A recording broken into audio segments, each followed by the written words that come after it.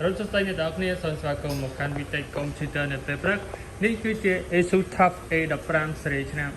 2024ដែលលេខកូដវាគឺ FA506 តោះយើងទៅដឹង spec ទាំងអស់គ្នាចំពោះ spec វិញគឺបំពាក់ដោយ CPU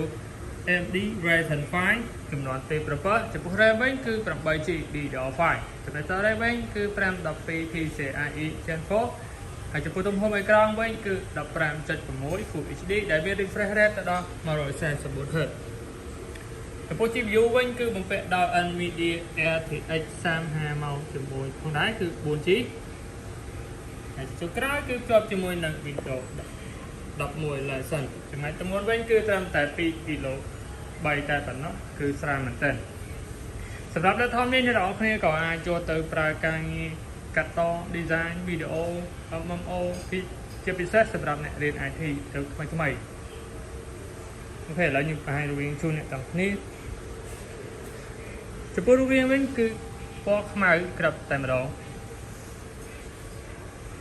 តោះយើងទៅមើលផ្នែកខាងមុខទាំងអស់គ្នាថាមានអ្វីខ្លះចំពោះផ្នែកខាងមុខគឺមានជាប់ជាមួយនឹងកាមេរ៉ាមកជាមួយផងដែរគឺ700ដែលមានកម្រិត720ហើយចំពោះ keyboard វិញគឺ RGB ចំពោះផ្នែកខាងឆ្វេងវិញគឺរំលេចដោយ refresh rate 144Hz ហើយផ្នែកកណ្ដាលគឺរំលេចដោយ logo Asus ហើយចំពោះផ្នែកខាងស្ដាំវិញគឺរំលេចដោយ logo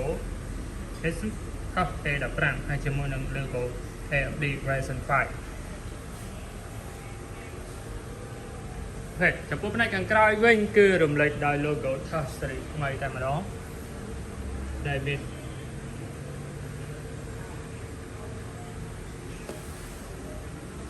ចំពោះតម្លៃវិញអ្នកនរគ្នាប្រហែលជាចង់ដឹងតម្លៃថា TUF A15 series ឆ្នាំ2024តម្លៃប៉ុន្មានហើយចំពោះតម្លៃគឺ special មែនតើ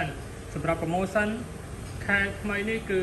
ត្រឹម discount $30 សល់ត្រឹមតែ$719តែប៉ុណ្ណោះហើយមានការថែមជូន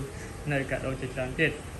សម្រាប់ model នេះអ្នកនរគ្នាក៏អាចរកជាបាននៅវិទ្យាកុំព្យូទ័រឬក៏អាចទំនាក់ទំនងតាមលេខទូរស័ព្ទដែលខ្ញុំដាក់នៅ caption ខាងលើអូខេខ្ញុំមានតែប៉ុណ្្នឹងទេកុំភ្លេចជួបគ្នានៅវីដេអូក្រោយណាបាយបាយ